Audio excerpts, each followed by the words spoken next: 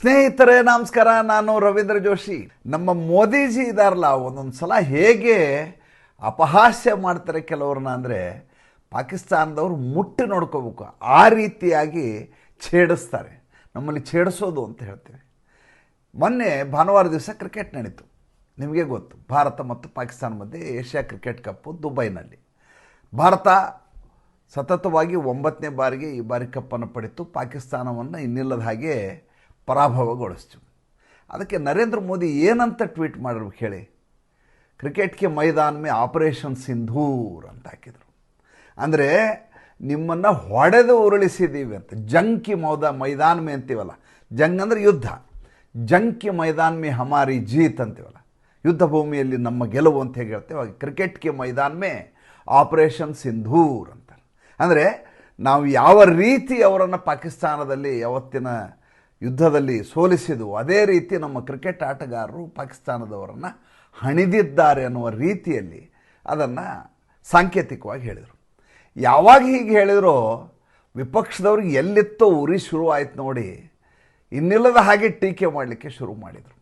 ಮೊದಲೇದಾಗಿ ಈ ಕ್ರಿಕೆಟ್ ಬಗ್ಗೆ ಮೊದಲೇ ದಿವಸನೇ ಹೇಳಿದೆ, ಈ ಕ್ರಿಕೆಟ್ ಬಗ್ಗೆ ನಮ್ಮ ಒಮ್ಮತ ಇಲ್ಲವೇ ಇಲ್ಲ. ಮೊದಲೇದಾಗಿ ಯಾವ ದೇಶವನ್ನು ನಾವು ದ್ವೇಷಿಸ್ತಾ ಇದ್ದೀವೋ, ಶತ್ರು ಅಂದ್ಕೊಂಡಿದ್ದೀವೋ, ಅವ್ರ ಜೊತೆ ನಾವು ಕ್ರಿಕೆಟ್ಟಲ್ಲ ಯಾವ ಆಟವನ್ನು ಆಡುವ ಪ್ರಶ್ನೆಯೇ ಬರೋದಿಲ್ಲ. ಅದು ಏನಾರ ಆಗಿಬಿಡಲಿ, ಅದರಿಂದ ಎಷ್ಟೇ ನಷ್ಟ ಆಗಲಿ, ವ್ಯಾವಹಾರಿಕವಾಗಿ ವಾಣಿಜ್ಯವಾಗಲಿ ಏನೇ ಇರಲಿ ಬೇಡ ಅಂತ.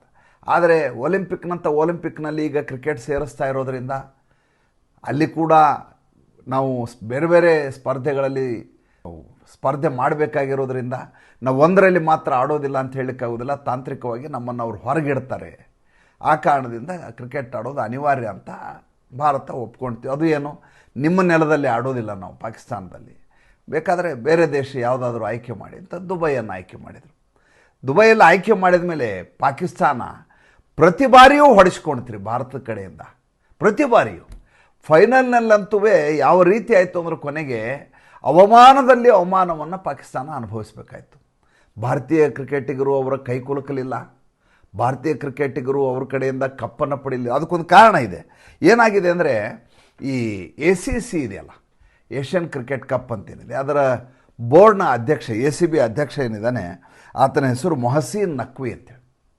ಈತ ಕೇವಲ ಪಾಕಿಸ್ತಾನಿ ವ್ಯಕ್ತಿಯಾಗಿದ್ದರೆ ಬಹುಶಃ ನಮ್ಮ ಕ್ರಿಕೆಟ್ ಟೀಮ್ನವ್ರು ತಗೋತಿದ್ರು ಏನೋ ಗೊತ್ತಿಲ್ಲ. ಆದರೆ ಈತ ಅಲ್ಲಿಯ ಗೃಹ ಸಚಿವ ಕೂಡ, ಒಬ್ಬ ರಾಜಕಾರಣಿ, ಶತ್ರು ದೇಶದ ರಾಜಕಾರಣಿ ಮತ್ತು ಅಲ್ಲಿಯ ಸಚಿವ, ACC ಚೇರ್ಮನ್ ಅನ್ನುವಂಥ ಕಾರಣಕ್ಕೋಸ್ಕರ ಆತನಿಂದ ಕಪ್ ಸ್ವೀಕರಿಸೋದು ಅಂದರೆ ಏನು, ಅವಮಾನ ಅಲ್ವಾ?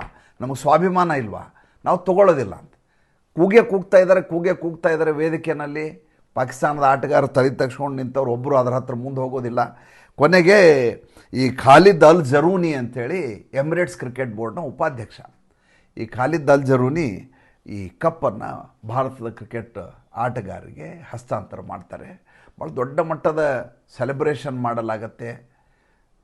ನ ಭೂತೋ ನ ಭವಿಷ್ಯತಿ ಅನ್ನುವ ಹಾಗೆ ಜನ ಕಿವಿಗಡಚಕ್ಕೂ ಹಾಗೆ ಚಪ್ಪಾಳೆ ಹೊಡಿತಾ ಇರ್ತಾರೆ, ನರ್ತಿಸ್ತಾರೆ. ಕ್ರಿಕೆಟ್ಟಿನ ಬಗ್ಗೆ ಉನ್ಮಾದ ಏನಿದೆ ಅಂತ ನಿಮಗೆ ಈಗ ಹೇಳಬೇಕಾಗಿಲ್ಲ. ನಾನು ಇದರ ವಿರೋಧಿ, ಅದು ಬೇರೆ ವಿಚಾರ. ನಡೆದಿರೋ ವಿದ್ಯಮಾನವನ್ನು ತಮಗೆ ನಾನು ಹೇಳಲೇಬೇಕು. ಇದರ ಕುರಿತು ನಮ್ಮ ಸನ್ಮಾನ್ಯ ಶ್ರೀ ಈ ಶಕುನಿ ಇದ್ದಾರೆ, ಮಹಾರಾಷ್ಟ್ರದ ಸಂಜಯ್ ರಾವತ್ ಅವರು, ನೀವೇನು ಕೈ ಕುಲುಕಲಿಲ್ಲ ಅಂದರೆ ಏನಾಯಿತು, ನೀವು ಮೊಹಸೀನ್ ನಖ್ವಿಯಿಂದ ಕಪ್ ತಗೊಳ್ಳೋದೇ ಇದ್ರೆ ಏನಾಯಿತು, ಆದರೆ ಅದೇ ಮೊಹಸೀನ್ ನಖ್ವಿಗೆ ಶೇಕ್ ಹ್ಯಾಂಡ್ ಮಾಡಿದ್ದಾರಲ್ಲ ಸೂರ್ಯಕುಮಾರ್ ಯಾದವ್, ಅದಕ್ಕೇನಂತೀರಿ ಅಂತ ಟ್ವೀಟ್ ಮಾಡ್ತಾರೆ. ಒಂದು ಸಣ್ಣ ವಿಡಿಯೋ ತುಣುಕನ್ನು ಹಾಕ್ತಾರೆ, ಒಂದು ಫೋಟೋ ಹಾಕ್ತಾರೆ. ಮೊದಲೇದಾಗಿ ಈ ಸಂಜಯ್ ರಾವತ್ ಇದ್ದಾರಲ್ಲ, ಇವರು ಯಾವುದೇ ರೀತಿಯ ಕಡತಗಳನ್ನ ಇಟ್ಟುಕೊಂಡು ಇಂಥ ದಾಖಲಾತಿಗಳನ್ನ ಸಂಗ್ರಹ ಮಾಡಿರುವಂಥ ಸಾಧ್ಯತೆಯೇ ಇಲ್ಲ. ಯಾರಾದರೂ ಇವರಿಗೆ ಕೊಟ್ಟಿರಲೇಬೇಕು. ಯಾವಾಗ ಯಾರು ಇದನ್ನು ಕೊಡ್ತಾರೆ, ಒಂದೋ ವಿಪಕ್ಷದವರು ಇದನ್ನ ಹುಡ್ಕೊಂಡು ತಗೋಬೇಕು, ಇಲ್ಲ ಪಾಕಿಸ್ತಾನದವ್ರು ಇಂಥದ್ದೊಂದು ಕ್ಲಿಪ್ಪಿಂಗ್ ಇದೆ ನೋಡಿ, ನಿಮ್ಮ ಸೂರ್ಯಕುಮಾರ್ ಯಾದವೇ ಬಂದು ನಮ್ಮ ಮೊಹಸೀನ್ ನಖ್ವಿ ಜೊತೆ ಶೇಕ್ ಹ್ಯಾಂಡ್ ಮಾಡಿದ್ದಾರೆ ಅಂತ ಕೊಡಬೇಕು. ಇದು ಕೊಟ್ಟದ್ದು ಪಾಕಿಸ್ತಾನದವರು ಇವ್ರು ಕೊಡ್ತಾರೆ ವಿಪಕ್ಷದವರಿಗೆ, ನೋಡಿ ಇದೇ ಮೊಹಸೀನ್ ನಖ್ವಿ ಜೊತೆ ನಿಮ್ಮ ಸೂರ್ಯಕುಮಾರ್ ಯಾದವ್ ಶೇಕ್ ಹ್ಯಾಂಡ್ ಮಾಡಿದ್ದಾರೆ. ಆ ವಿಡಿಯೋ ಇಟ್ಕೊಂಡು ಇವರು ಆಟ ಆಡ್ತಾರೆ.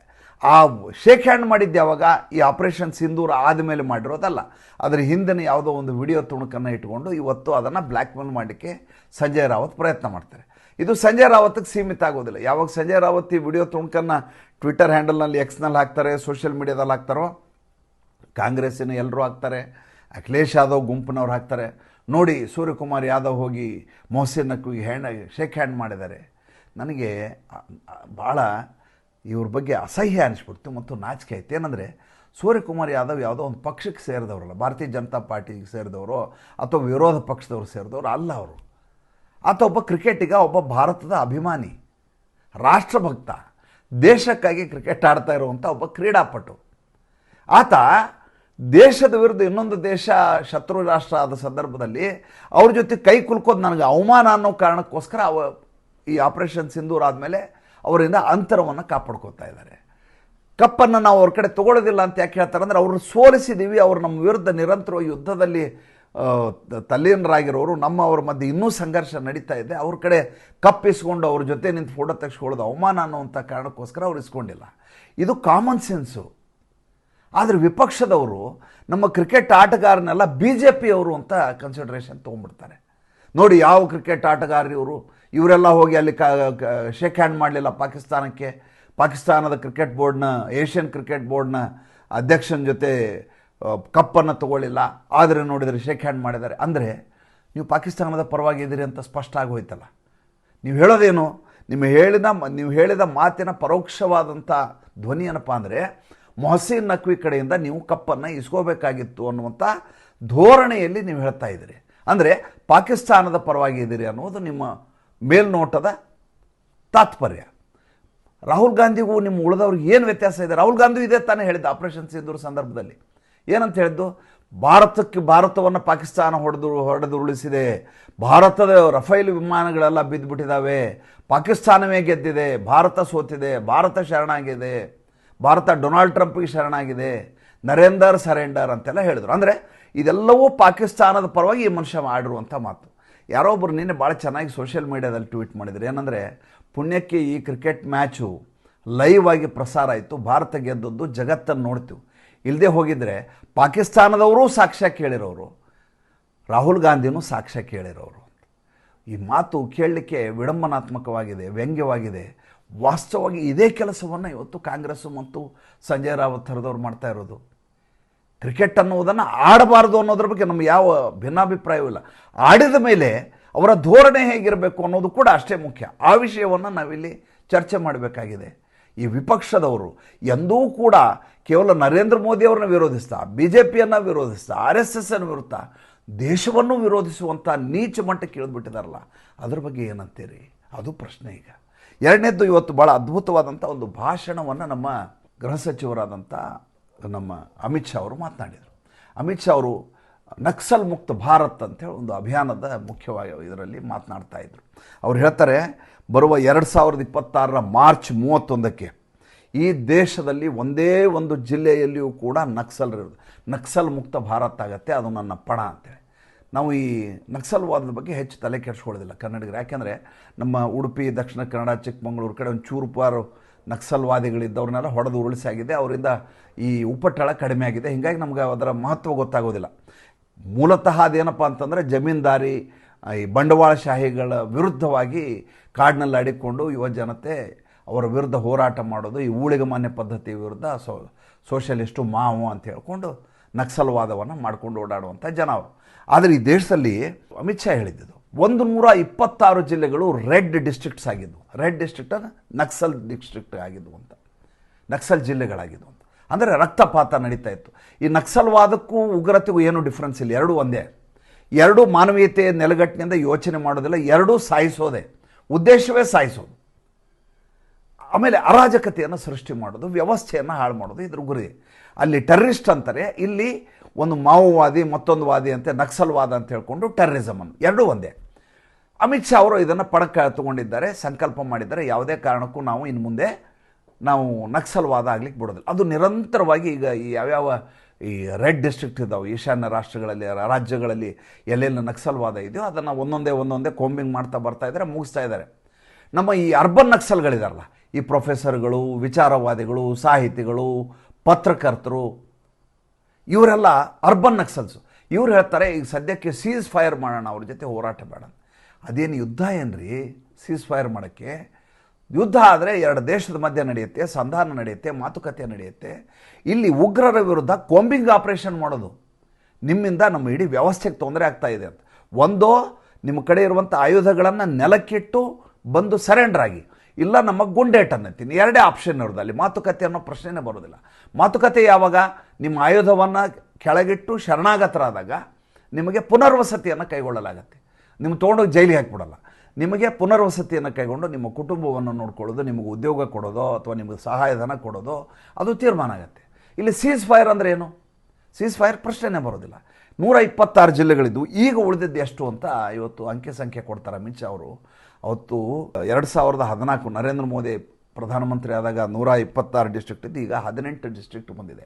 ಈ 18 ಡಿಸ್ಟ್ರಿಕ್ಟು ಎಲ್ಲ ಕಡೆ ಸಂಪೂರ್ಣವಾಗಿ ನಕ್ಸಲ್ವಾದ ಉಳಿದಿಲ್ಲ. ಚೂರು ಅಲ್ಲೆಲ್ಲೆಲ್ಲಿ ಕಾಡಿನ ಮಧ್ಯಭಾಗದಲ್ಲಿ ಇವರು ಬೀಡುಬಿಟ್ಟಿದ್ದಾರೆ. ಕ್ಷಿಪ್ರವಾಗಿ ಇರುವಂಥದ್ದು ಯಾವುದು? ಕೇವಲ 6 ಜಿಲ್ಲೆಗಳು. ಇದನ್ನು ನಾವು ಕಂಟ್ರೋಲ್ ತೊಗೊಂಡ್ಬಿಟ್ರೆ ನಕ್ಸಲ್ ಮುಕ್ತ ಭಾರತ ಆಗತ್ತೆ ಅಂತೇಳಿ. ನೋಡಿ ಹೇಗೆ ಒಂದು ದೇಶದ ಒಳಗಡೆ ನಿರಂತರವಾಗಿ ಗೃಹ ಸಚಿವಾಲಯ ಕೆಲಸ ಮಾಡಿದರೆ ಮುಖ್ಯವಾಹಿನಿಗೆ ಅದು ಸುದ್ದಿ ಗೊತ್ತಾಗೋದಿಲ್ಲ. ಆದರೆ ದೇಶ ಹೇಗೆ ಸುಭದ್ರ ಆಗತ್ತೆ ಅನ್ನೋದು ಇದರಿಂದ ಗೊತ್ತಾಗುತ್ತೆ. ಅಮಿತ್ ಶಾ ಹೇಳಿದ ಮೇಲೆ ಮಾಡೇ ಮಾಡ್ತಾರೆ. ಆ ಮನುಷ್ಯ ಮಾತಾಡೋದು ತುಂಬ ಕಡಿಮೆ, ಆಡಿದ್ರಂದರೆ ಕೆಲಸ ಆಯಿತು ಅಂತ ತಿಳ್ಕೊಬೇಕು. ನಕ್ಸಲ್ ಮುಕ್ತ ಭಾರತವನ್ನು ಮಾಡುವುದರಲ್ಲಿ ಎರಡು ಮಾತೇ ಇಲ್ಲ. ಮೂರನೇದಾಗಿ ಭಾಳ ಮುಖ್ಯವಾದಂಥ ವಿಚಾರ ಮಾತಾಡಬೇಕು. ಈಗ ಬಿಹಾರದಲ್ಲಿ ಚುನಾವಣೆ ತಯಾರಿಯಲ್ಲಿ ಭಾರತೀಯ ಜನತಾ ಪಕ್ಷ, NDA ಇನ್ನಿಲ್ಲದ ಹಾಗೆ ಕೆಲಸ ಮಾಡ್ತಾ ಇದ್ದಾವೆ.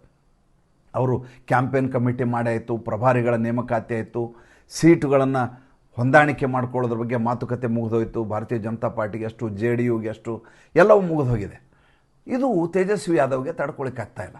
ತೇಜಸ್ವಿ ಯಾದವ್ನ ಸೋದರ ಒಂದು ಹೊಸ ಪಕ್ಷ ಕಟ್ಟಿದ್ದಾರೆ, ತೇಜ್ ಪ್ರತಾಪ್ ಯಾದವ್. ಸೋದರಿ ಅವನ ಮೇಲೆ ಸಗಣಿ ಎರಚಿ ಆಕೆ ಹೊರಟು ಹೋದರು ಆಚಾರು. ಈಗ ಆತ ಹೇಳ್ತಾ ಇದ್ದಾರೆ, ನಮ್ಮ ನಿತೀಶ್ ಕುಮಾರ್ ಅವರ ಮಾನಸಿಕ ಸ್ಥಿತಿ ಸ್ಥಿಮಿತದಿಲ್ಲ, ಸರಿಯಿಲ್ಲ. ಅವರ ತಾಕತ್ತಿದ್ರೆ ನನ್ನ ಜೊತೆ ಮಾತುಕತೆಗೆ ಬರಲಿ, ನನ್ನ ಎದುರಿಗೆ ಚರ್ಚೆಗೆ ಕೂತ್ಕೊಳ್ಳಿ ವೇದಿಕೆಯಲ್ಲಿ. ನೋಡಿ, ಈ ಮನುಷ್ಯ ಸೀಟುಗಳ ಹಂಚಿಕೆಯನ್ನು ಮಾಡಬೇಕು. ಈತನ ಪಾರ್ಟ್ನರು ರಾಹುಲ್ ಗಾಂಧಿ ದಕ್ಷಿಣ ಅಮೇರಿಕೆಗೆ ಹೋಗಿದ್ದೀನಂತ ಎಲ್ಲಿ ಹೋಗಿದ್ದಾರೋ ಇಲ್ಲಿವರೆಗೂ ಒಂದೇ ಒಂದು ಫೋಟೋ ಎಲ್ಲಿಯೂ ಪಬ್ಲಿಷ್ ಆಗಿಲ್ಲ. ಕಾಂಗ್ರೆಸ್ಸಿನ ಜೊತೆ ನಾವು ಮಾಡೋದಿಲ್ಲ, ಸ್ವತಂತ್ರವಾಗಿ ನಾವೇ ಎಲ್ಲ ಕ್ಷೇತ್ರಗಳಲ್ಲಿ ಚುನಾವಣೆಗೆ ಅಭ್ಯರ್ಥಿ ನಿಲ್ಲಿಸ್ತೀವಿ ಅಂತ ಮೊದಲು ಹೇಳಿದ್ದ. ಈಗ ಹೇಳ್ತಾ ಇದ್ದಾನೆ ಮಿತ್ರ ಪಕ್ಷಗಳ ಜೊತೆ ಚರ್ಚೆ ಆಗಬೇಕು ಅಂತ ಹೇಳ್ತಾನೆ. ಅದ್ರ ಬಗ್ಗೆ ಕೆಲಸ ಮಾಡೋ ಉದ್ದೇಶವೇ ಇಲ್ಲ. ಎದುರುಗಡೆ ಇದ್ದವ್ರು ಏನು ಮಾಡ್ತಾ ಇದ್ದಾರೆ ಅವ್ರ ಬಗ್ಗೆ ಆಲೋಚನೆ. ನಿತೀಶ್ ಕುಮಾರ್ ತಲೆ ಸರಿ ಇದೆಯಾ ಇಲ್ವೋ ಅನ್ನೋದು ಜನ ತೀರ್ಮಾನ ಮಾಡ್ತಾರೆ ರೀ. ತೇಜಸ್ವಿ ಯಾದವ್ ತೀರ್ಮಾನ ಮಾಡಬೇಕಾಗಿಲ್ಲ. ಇಷ್ಟು ವರ್ಷದಿಂದ ಈತನಿಗೆ ಸುಶಾಸನ್ ಬಾಬುಗೆ ಅವಕಾಶ ಕೊಟ್ಟಿದ್ದೀವಿ, ನಿತೀಶ್ ಕುಮಾರ್ಗೆ. ಈತನನ್ನು ಕಂಟಿನ್ಯೂ ಮಾಡಬೇಕೋ ಮಾಡಬಾರ್ದು? ಇವರು ನರೇಂದ್ರ ಮೋದಿ ಅವ್ರ ಜೊತೆ ನಿಂತಿದ್ದಾರೆ, ನರೇಂದ್ರ ಮೋದಿಗೆ ಬೆಂಬಲ ಕೊಡಬಾರ್ದು ಕೊಡಬೇಕು ಅಂತ ಮತದಾರರು ತೀರ್ಮಾನ ಮಾಡ್ತಾರೆ.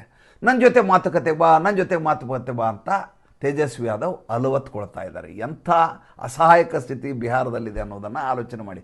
ಫಲಿತಾಂಶವನ್ನು ನಾನು ಹೇಳಬೇಕಾಗಿಲ್ಲ, ಅವತ್ತು ನಾನು ನಿಮ್ಗೆ ಮುಂಚೆ ಹೇಳಿದ್ದೀನಿ, ಈ ವಿಡಿಯೋವನ್ನು ರಕ್ಷಣೆ ಮಾಡಿ ಸೇವ್ ಮಾಡಿ ಇಟ್ಕೊಳ್ಳಿ ಅಂತ. ಕೊನೆಯದಾಗಿ ಇದ್ರ ಬಗ್ಗೆ ಮಾತಾಡಿದ್ದೆ ನಾನು, ಐ ಲವ್ ಮೊಹಮ್ಮದ್ ಬಗ್ಗೆ. ನಿನ್ನೆ ಒಂದು ಭಾಳ ದೊಡ್ಡದಾದಂಥ ಗಲಾಟೆ ಮತ್ತೆ ಆಗಿದೆ. ಉತ್ತರ ಪ್ರದೇಶದಲ್ಲಿತ್ತು, ಈಗ ಮಹಾರಾಷ್ಟ್ರಕ್ಕೆ ಅಹಲ್ಯಾನಗರ್ ಅಂತೇಳಿ ಅಲ್ಲಿ ಏನು ಮಾಡಿದ್ದಾರೆ, ನೆಲದ ಮೇಲೆ ಯಾರೋ ಒಂದಿಷ್ಟು ಜನ ಪೇಪರ್ ಪೀಸ್ಗಳನ್ನ ಬಿಸಾಕಿದ್ದಾರೆ, ತುಳ್ಕೊಂಡು ಓಡಾಡಿದ್ದಾರೆ ಈ ಐ ಲವ್ ಮೊಹಮ್ಮದ್ ಅನ್ನುವಂಥ ಪೋಸ್ಟರ್ನ. ಯಾವಾಗ ಐ ಲವ್ ಮೊಹಮ್ಮದ್ ಪೋಸ್ಟರ್ನ ನೆಲಕ್ಕೆ ಹಾಕಿ ತುಳಿತಾ ಇದ್ದಾರೆ ಅಂತ ಗೊತ್ತಾಗುತ್ತೆ ಈ ಬಾಂಧವರಿಗೆ, ಇವರು ಇದ್ದಕ್ಕಿದ್ದ ಹಾಗೆ ನುಗ್ಗಿ ಬರಲಿಕ್ಕೆ ಶುರು ಮಾಡ್ತಾರೆ. ಎಲ್ಲೆಲ್ಲಿದ್ದರು ಮಸೀದಿಲಿದ್ದವ್ರು ಮಸೀದಿಯಿಂದ ಅಂಗಡಿಯಲ್ಲಿದ್ದವ್ರು, ಅಂಗಡಿಯಿಂದ ಮನೆಯಲ್ಲಿದ್ದವ್ರು ಮನೆಯಿಂದ ಬಂದರು, ಬೀದಿಲಿ ಬಂದರು, ಕಂಡ ಹಿಂದೂಗಳ ಮೇಲೆ ಅಟ್ಯಾಕ್ ಮಾಡಲಿಕ್ಕೆ ಶುರು ಮಾಡಿದರು. ಅಲ್ಲ ಸ್ವಾಮಿ, ಮೊದಲೇದಾಗಿ ಇಸ್ಲಾಂ ಧರ್ಮದಲ್ಲಿ ಈ ರೀತಿಯಾಗಿ ಯಾವುದೇ ಒಂದು ಫೋಟೋವನ್ನು ಬಳಸುವ ಪದ್ಧತಿಯೇ ಇಲ್ಲ. ಐ ಲವ್ ಮೊಹಮ್ಮದು ಈ ರೀತಿ ಎಲ್ಲ ಇಲ್ಲವೇ ಇಲ್ಲ. ಅಲ್ಲಿರೋದು ಒಂದೇ ಒಂದು ಕುರಾನು, ಅದನ್ನು ನೀವು ಪಾಲಿಸ್ಕೊಂಡು ಹೋಗಬೇಕು. ನೀವು ರಾಜಕೀಯದ ಬಳಕೆಗಾಗಿ, ದುರ್ಬಳಕೆಗಾಗಿ ಈ ರೀತಿ ಪೋಸ್ಟ್ಗಳನ್ನು ಮಾಡಿದಿರಿ. ಪೋಸ್ಟರ್ ಮಾಡಿದ ಮೇಲೆ ಅದು ನೆಲದ ಮೇಲೆ ಬೀಳುತ್ತೆ. ನೆಲದ ಮೇಲೆ ಬಿದ್ದ ಮೇಲೆ ಯಾರಾದರೂ ಅದನ್ನು ತುಳಿತಾರೆ. ಯಾಕೆ ತುಳಿದ್ರಿ ಅಂತ ಗಲಾಟೆ ಮಾಡಿದರೆ ಏನಾದರೂ ಅರ್ಥ ಇದೆಯಾ ಇದಕ್ಕೆ? ಕೊನೆಗೆ ಮಹಾರಾಷ್ಟ್ರ ಪೊಲೀಸರು ಬರ್ತಾರೆ, ಚೆನ್ನಾಗಿ ತದಕ್ತಾರೆ, ಒಂದಷ್ಟು ಜನರ ಮೇಲೆ ಕೇಸ್ ಹಾಕ್ತಾರೆ. ಅಲ್ಲಿಗೆ ವಾತಾವರಣ ಸ್ವಲ್ಪ ಮಟ್ಟಿಗೆ ಈಗ ಶಾಂತ ಆಗಿದೆ. ಅಂದರೆ ಇದು ಹೇಗಿದೆ ಅಂತಂದರೆ, ಯಾವುದಾದ್ರೂ ಕಾರಣ ಇಟ್ಕೊಂಡು ಜಗಳಕ್ಕೆ ಬೀಳಬೇಕು, ಸಂಘರ್ಷ ಮಾಡಬೇಕು, ದೇಶದಲ್ಲಿ ವಾತಾವರಣ ತಿಳಿಯಾಗಿಲ್ಲ ಅಂತ ಜಗತ್ತಿನ ಎಲ್ಲ ಕಡೆ ಸಾರಬೇಕು ಅನ್ನುವಂಥ ಒಂದು ಮೊಡಸ್ ಆಪರೆಂಡಿ ನಿರಂತರವಾಗಿ ನಡೀತಾ ಇದೆ. ಅದರ ಭಾಗವಾಗಿ ಈ ಅಹಲ್ಯಾನಗರ. ಒಂದೇ ಒಂದು ಪ್ಲಸ್ ಏನಂದರೆ, ಮಹಾರಾಷ್ಟ್ರದಲ್ಲಿಯೂ ಕೂಡ BJP ಗೌರ್ಮೆಂಟ್ ಇದೆ, ದೇವೇಂದ್ರ ಫಡ್ನವೀಸ್ದು. ಅಲ್ಲಿ ಉತ್ತರ ಪ್ರದೇಶದಲ್ಲಿ ಈಗಾಗಲೇ ಗರ್ಜಿಸಿರುವಂಥ ಯೋಗಿ ಆದಿತ್ಯನಾಥ್ ಇದ್ದಾರೆ. ಇದೇನಾದರೂ ಕಾಂಗ್ರೆಸ್ ಸರ್ಕಾರ ಇರುವಂಥಲ್ಲಿ ಆಗಿದ್ದರೆ ಹಿಂದೂಗಳ ಕಥೆ ಏನಾಗುತ್ತಿತ್ತು? ಸುಮ್ಮನೆ ಆಲೋಚನೆ ಮಾಡಿ ನೋಡಿ. ಮತ್ತು ಮುಂದಿನ ಸಂಚಿಕೆಯಲ್ಲಿ ಹೊಸ ವಿಷಯದೊಂದಿಗೆ ಬರ್ತೀನಿ. ಸಂಚಿಕೆ ಇಷ್ಟ ಆಗಿದ್ದರೆ ಲೈಕ್ ಮಾಡಿ, ಫಾಲೋ ಮಾಡಿ, ಶೇರ್ ಮಾಡಿ. ದಯವಿಟ್ಟು ನಮ್ಮ ಮುಕ್ತ ಪತ್ರಿಕೋದ್ಯಮಕ್ಕೆ ಆರ್ಥಿಕವಾಗಿ ಬೆಂಗಾವಲಾಗಿ. ನಮಸ್ಕಾರ.